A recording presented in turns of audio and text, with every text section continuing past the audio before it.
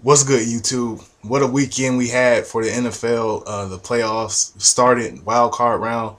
We had some very good games. We had a couple blowout games, but overall, I think we got our excitement for the NFL playoffs this weekend.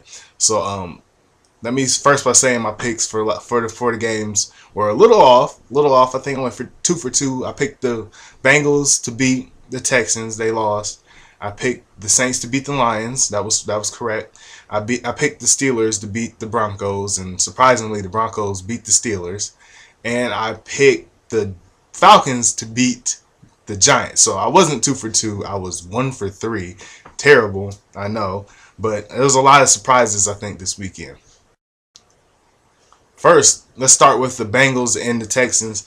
I did not expect the Texans to go off on the Bengals like that. I thought the Bengals would play with more fire and more desire than what they showed. But I think the key where the game was lost for the Bengals was turnovers. They had the chances in the game. Andy Dalton had 3 interceptions, and they could never get the running game going.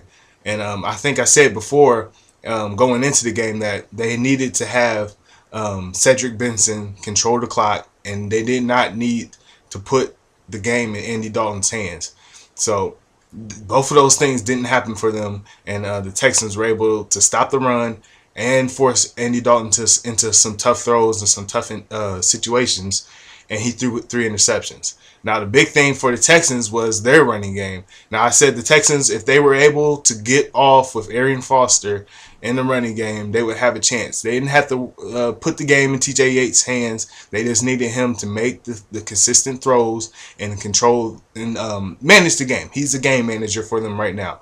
So, Arian Foster went off. He had 2 touchdowns, over 188 total yards, and the Bengals rushing for the Bengals was only 76 yards.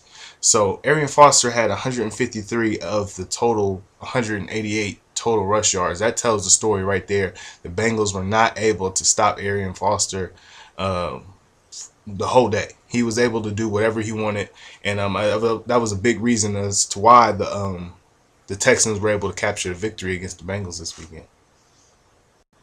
And what was the second most exciting game of the weekend? We had the Lions and the Saints. They battled it out. I said before I didn't think the Lions would be able to outscore the Saints because that's basically what you have to do, unless your defense is all world, Chicago Bears in the '80s or something like that. But the Lions they had to outscore the Saints, and it wasn't happening. They were able to put up some points on the Saints, but Drew Brees in that offense is just they're just too good. When I think of Drew Brees on that night, I look back at that pass he threw to Marcus Colston on the sideline. The dude was just dropping passes like there were nothing. He's making the hard throws look super easy, and that's what an elite quarterback does. That's why the Saints are always in the playoffs, and that's why they have a good chance to win the Super Bowl this year. The thing is, next week though, going into the game, they're out of the dome, so they would be interesting to see how they play against that very, very, very good 49ers defense. But we'll get into that later in the week. All right, now that was the Saturday games. Excuse me, Saturday games. Let's move on to the Sunday games. We had the Giants in the first game versus the Falcons. Now the Giants were able to come out on top, 24-2. Now I picked the Falcons because I thought that Matt Ryan will be able to control things and be able to get the deep ball. I thought that what's that dude's name? Turner. I forget his first name, Turner, he would be able to run the ball. Now, the Giants' defense, they look like the defense that won the Super Bowl a couple years ago. That's scary because Eli Manning is also throwing the ball very well. He had, I think, 23 or 32. I don't know. I'm not sure how many yards he had, but he threw some touchdowns as well. Now, if they're able to sustain that, they could have a case against the Saints and the Packers because the thing with the Saints is you have to outscore them, but the Giants defense, if they play like the way they played against the Falcons, it will be a very good matchup to see the Saints versus the Giants. Now the Saints have to get past the 49ers and the Giants will have to get past the Packers, but I'm just saying. And that the last game of on Sunday, on Sunday was the Tim Tebow led Broncos versus the Pittsburgh Steelers. Now, going into this game, I thought that the Steelers would be able to control things from the get go. I thought their defense was too good, but the Broncos did the one thing that a lot of people, including myself, um, feel the way to beat the Steelers is you don't run the ball on them. You don't run the ball on the Steelers because they stop the run. Now their corners and their safeties, with the exception of Palomalu, they're average at best in coverage. Now Tim Tebow was able to throw the ball on the Pittsburgh Steelers. That's the only way that I think that they would be able to beat the Steelers. And also, he made James Harrison look very silly on a couple of read options. Now, I thought that was funny. But nonetheless, the Tim Tebow looked like an NFL quarterback in that game. He only completed about 10 passes, and they were for big yardage. But he looked poised in the pocket. He's always under control, like he usually is, and he was able to make some big plays. Now in that overtime, that was amazing. With the couple step drop back, boom, right on the slant, hits his man on the slant route, and he's able to go 80 yards for the touchdown. And I was really surprised to see the Steelers play that way, because I haven't seen them play like that in a long time as far as defensively, allowing so many big plays. I don't know if it was they were missing Ryan Clark, but still, there's no excuse to give up. I think it was 30 yards a pop for Tim Tebow, and they really haven't been doing that all season as far as the Broncos pass game. They've really been doing it on the ground. But if Tim Tebow and the Broncos are able to throw the ball like that, they can make things very interesting in the AFC. They play the Patriots next the upcoming weekend, so that's going to be a tough task for them. Our Patriots were able to dominate them earlier in the season, so it'll be interesting to see what happens in that game.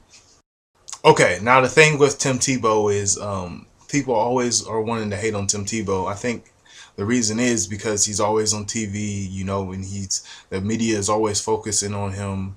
It's because he has such a good personality, and it's not like Tim Tebow was going out and asking for all this coverage and asking for all this attention. With that being said, the thing people need to realize is at this point in his career, this is really his first year starting. It's not even the full year he started. I think that he's made tremendous progress from what I saw from him when he was coming out of college, as far as his throwing motion, his decision making, and standing in the pocket.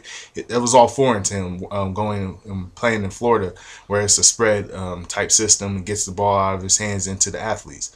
Now, the thing is, I think that when you look at how he's been able to succeed, it goes far away from the typical, pocket passing type quarterback we typically see in the NFL, and people say that's the way you have to win, and he's going against that mold, and that's what makes it for good entertaining TV, is that he's changing the way the game is going to be played. I think as far as the read option, you haven't really saw that in the NFL, and then most people in the NFL right now don't know how to defend that. A la James Harrison, he got embarrassed as far as the read option goes.